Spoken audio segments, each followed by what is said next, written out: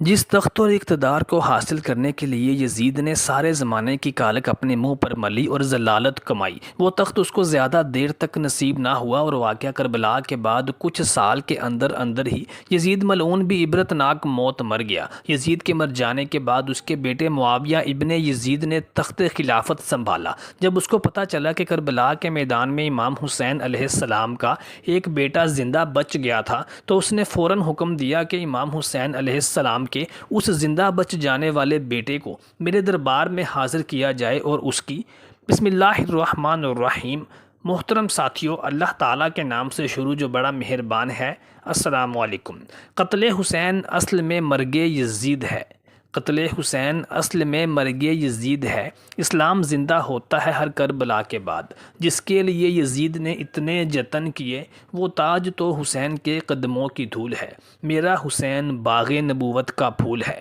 محترم ساتھیو، اس میں کوئی شک نہیں ہے کہ نبی کریم صلی اللہ علیہ وآلہ وسلم نے اور ان کی آل اولاد نے دین اسلام کی سربلندی کی خاطر جو صعوبتیں اور تکالیف برداشت کی ہیں، وہ کوئی اور شاید ہی برداشت کر پاتا۔ اور پھر انبیاء کرام اور ان کی اولاد پر تو اللہ تعالیٰ کی خاص آزمائشیں اترتی ہیں، جن میں اللہ تبارک و تعالیٰ کے تمام انبیاء اور ان کی اولادیں ہمیشہ سرخرو ہوتی ہیں۔ ابراہیم علیہ السلام کی ہی مثال لے لیجئے۔ ابراہیم سلام اللہ علیہ اور ان کی اولاد کے اوپر جتنی آزمائشیں اللہ تعالیٰ کی طرف سے گزری، کسی اور نبی پر اتنی آزمائشیں نہ گزری تھیں۔ نبی کریم صلی اللہ علیہ وآلہ وسلم بھی حضرت ابراہیم علیہ السلام کی ہی اولاد میں سے ہی تھے۔ نبی کریم صلی اللہ علیہ وآلہ وسلم نے اپنی حیات مبارکہ میں ہی کربلا کے سانحہ کی طرف اشارہ فرما دیا تھا اور اس کی نشاندہی فرما دی تھی اور پیش گوئی فرما دی تھی کہ میرے بیٹے حسین ابن علی علیہ السلام کو کربلا کے تپتے صحرا میں شہید کر دیا جائے گا۔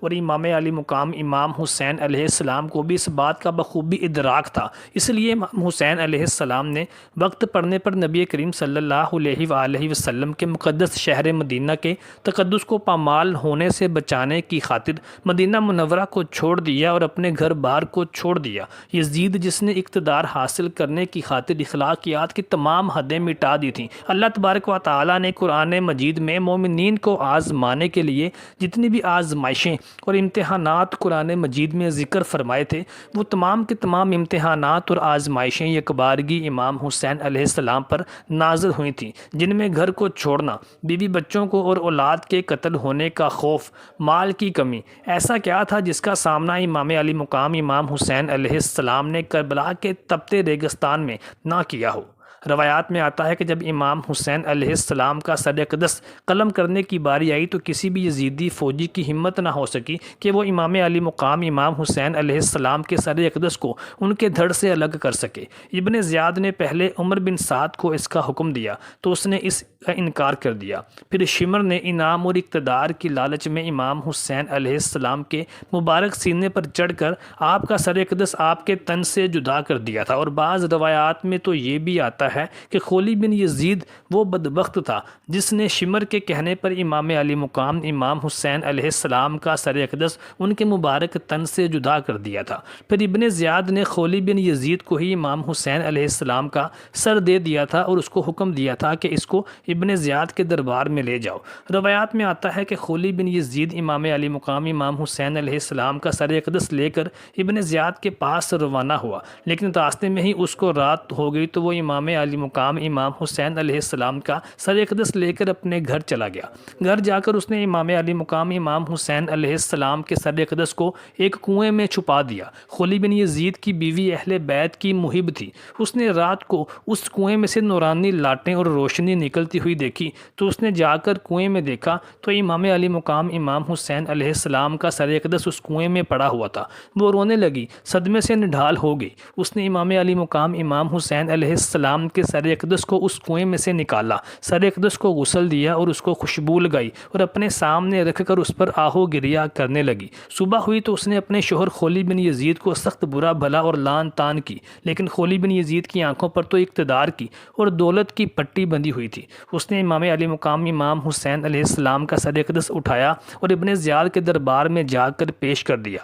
ابن زیاد کے دربار میں جا کر پیش کرتے ہی امام طبری فرماتے ہیں کہ پھر جب مختار ثقفی نے قیام کیا اور اس نے قاتلین حسین کو چن چن کر قتل کیا تو اس کے کچھ سپاہی خلی بن یزید کو گرفتار کرنے اس کے گھر چلے گئے، تو یہ اپنے گھر میں چھپ گیا اور اپنی بیوی سے کہنے لگا کہ ان کارندوں کو اور مختار ثقفی کے سپاہیوں کو میرے بارے میں مت بتانا کہ میں کہاں چھپا ہوا ہوں۔ لیکن اس کی بیوی اہل بیت کی محب تھی، اس نے مختار ثقفی کے سپاہیوں کو اپنی زبان سے کہا کہ میں نہیں جانتی کہ خلی بن یزید کہاں چھپا ہوا ہے، لیکن اس نے اشارے سے ان سپاہیوں کو بتلا دیا کہ خلی بن یزید اس وقت کہاں چھپا ہوا ہے، اور اس طرح سے مختار ثقفی کے سپاہیوں نے خلی بن یزید کو اس کی مخفی گاہ سے باہر نکالا اور مختار ثقفی کے دربار میں لے گئے، جہاں مختار ثقفی نے اس کو عبرتناک سزا دی۔ امام طبری اور ابن خلدون لکھتے ہیں کہ ابن زیاد کے دربار میں جب امام علی مقام امام حسین علیہ السلام کا سر اقدس پیش کیا گیا تو اس کے دربار میں اس وقت حضرت انس بن مالک رضی اللہ تعالیٰ عنہ مشہور صحابی رسول بھی موجود تھے۔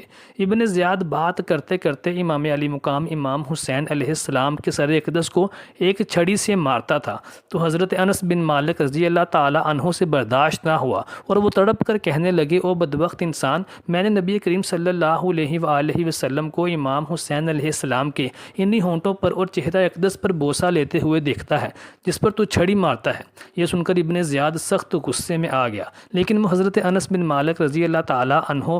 اس وقت بہت ضعیف اور بوڑھے ہو چکے تھے، اس لیے ابن زیاد ان کے قتل کا حکم نہ صادر کر سکتا تھا۔ کربلا کے میدان میں امام زین العابدین علیہ السلام، امام سجاد جو کہ امام حسین علیہ السلام کے صاحبزادے تھے، وہ بیمار ہونے کی وجہ سے کربلا کی جنگ میں شریک نہ ہو سکے تھے، اور امام علی مقام امام حسین علیہ السلام نے امام سجاد علیہ السلام کو کربلا کی جنگ میں شرکت کرنے سے منع فرما دیا تھا۔ یہ سیدہ زینب سلام اللہ علیہا کے ہمراہ یزید کے دربار میں قیدی بنا کر پیش کیے گئے۔ یہاں پر یزید نے یہ مشہور کر رکھا تھا کہ یہ باغیوں کی ایک جماعت ہے جس کو ہم نے گرفتار کر لیا ہے، لیکن جب امام سجاد امام زین العابدین علیہ السلام نے یزید کے دربار میں اپنا تعارف کروایا اور لوگوں کو یزید کی اصلیت اور اس کی سفاکیت سے آگاہ کیا تو دربار میں موجود تمام لوگ یزید کو لعن طعن کرنے لگے اور یزید کو ملامت کرنے لگے۔ جب یزید نے یہ دیکھا کہ لوگ اس کو ملامت کر رہے ہیں تو اس نے مؤذن کی طرف اشارہ کیا کہ اذان دو۔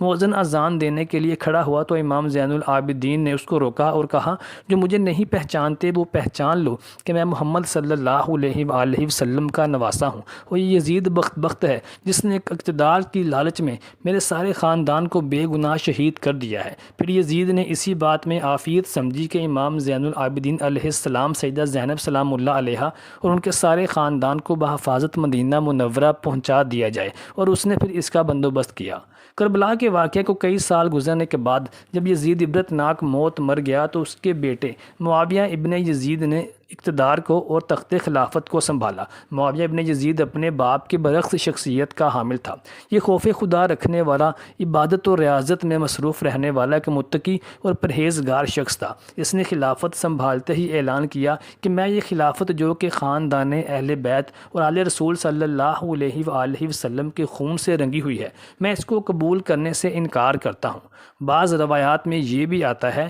کہ معاویہ بن ابن زیاد نے امام سجاد امام زین العابدین علیہ السلام کو خط لکھا اور انہیں کہا کہ خلافت کے منصب کے صحیح حقدار آپ ہیں، آپ آئیے اور اپنا یہ تخت سنبھالیں۔ لیکن امام زین العابدین نے واقعہ کربلا کے بعد ایسی چپ سادھ لی تھی اور گوشہ نشین ہو گئے تھے اور دنیا سے الگ ہو گئے تھے کہ ان کے سامنے کھانا بھی پیش کیا جاتا تو رونے لگتے، اتنے آنسو بہاتے کہ کھانے میں ہی ان کے آنسو شامل ہو جایا کرتے تھے۔ انہیں بہت کم ہنستا ہوا دیکھا گیا تھا۔ ان کے ایک صاحبزادے امام باقر علیہ السلام نے ایک بار ان سے پوچھا کہ ابا جان آپ ہنستے کیوں نہیں ہیں؟ تو امام زین العابدین علیہ السلام نے جواب دیا کہ میری ان آنکھوں نے کربلا کے تپتے صحرا میں جو کچھ دیکھ رکھا ہے، میرے بیٹے اگر تم بھی دیکھ لیتے تو تمہاری بھی ہنسی چھن جاتی۔ امام سجاد امام زین العابدین کو بہت سے لوگوں نے خلافت اور امامت کے عہدے پیش کیے، لیکن امام زین العابدین نے ہمیشہ انکار کر دیا اور زہد و تقویٰ کی زندگی گمنامی میں ہی بسر کرتے رہے۔ ادھر یزید کے بیٹے معاویہ ابن یزید نے جب تخت خلافت کو چھوڑ کر عبادت اور ریاضت کی اور متقی و پرہیزگار ہونے کی روش اختیار کر لی تو اس کی ماں اس کو ملامت کرتے ہوئے کہنے لگی کہ کاش میں نے تجھے جنم ہی نہ دیا ہوتا۔ لیکن اس کے جواب میں معاویہ ابن یزید کہنے لگا کہ اے میری ماں، میں بھی یہی چاہتا ہوں کہ کاش میں پیدا ہی نہ ہوا ہوتا تو مجھے آج یہ دن نہ دیکھنا پڑتا کہ میں خاندان اہل بیت کو قتل ہوتا ہوا دیکھ رہا ہوں، اور اس کا الزام اور اس کی وجہ بھی میرا خود کا خاندان ہے۔ اللہ تعالیٰ سے دعا ہے کہ اللہ تعالیٰ ہمیں اہل بیت کا پکا اور سچا عاشق بنائے اور نبی کریم صلی اللہ علیہ وآلہ وسلم کی شفاعت نصیب فرمائے۔